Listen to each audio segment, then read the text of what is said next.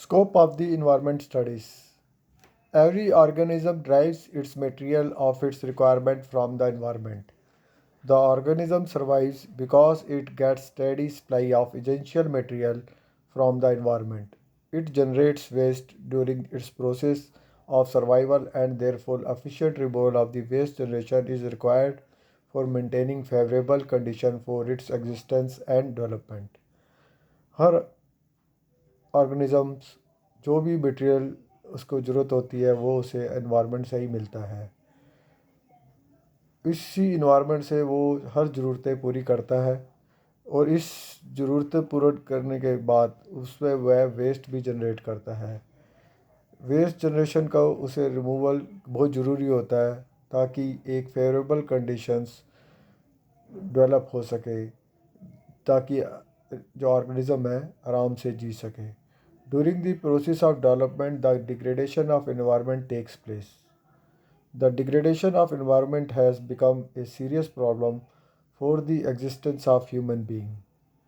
Development process cause water pollution, air pollution, soil pollution, noise pollution, as well as loss of valuable natural resources. All these pollution harms the lives of human being by various ways.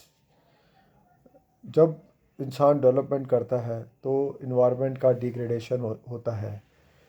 इस degradation के कारण बहुत सी problem हो जाती हैं जो human being के existence के ऊपर प्रॉब्लम करती हैं।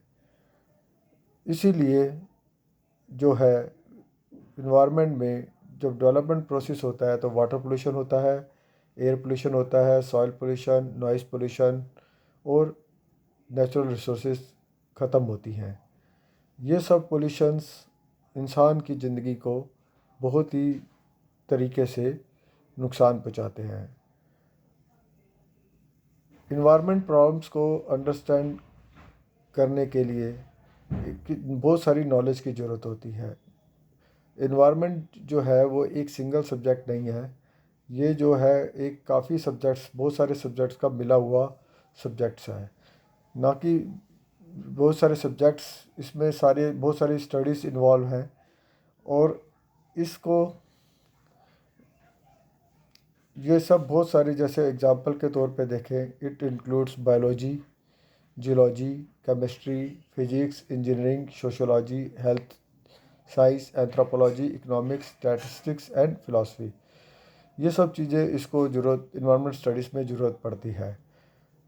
इन्वायरमेंट स्टडीज़ इन्फॉर्म करती है कि इन्वायरमेंट की इम्पोर्टेंस क्या है, और ताकि हम इस इन्वायरमेंट को पोल्यूशन से बचा सकें।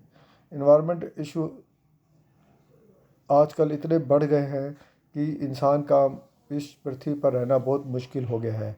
इसीलिए हम इसे पढ़ना बहुत ही ज़रूरी है ताकि हम इस प्रॉब्लम्स को आगे बढ़ने से रोक सकें और इसका कोई सोल्यूशन निकाल सकें। इन्वायरमेंटल स्टडी पढ़ के हम प्रॉब्लम्स को अच्छी तरह समझ सकेंगे, इन्वायरमेंटल प्रॉब्लम को, और हम उसका एक अच्छा सोल्यूशन निकाल सकेंगे।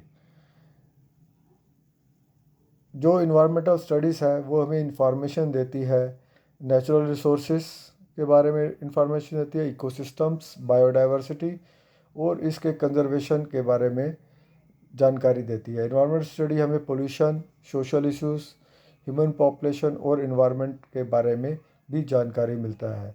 तो इन्वायरमेंट स्टडी से हमें जो जानकारियाँ मिलती हैं वो है natural resources, ecosystem, biodiversity and its conservation, environment pollution और social issues, human population and environment. और ये जो बताता है कि जो हम डेवलपमेंट के लिए बहुत सी एक्टिविटीज़ करते हैं उससे हमारे इन्वायरमेंट को क्या नुकसान पहुंचता है, और इन्वायरमेंटल स्टडी से हमें इन्वायरमेंटल लॉ और उसके लेजिस्लेशन के बारे में पता चलता है।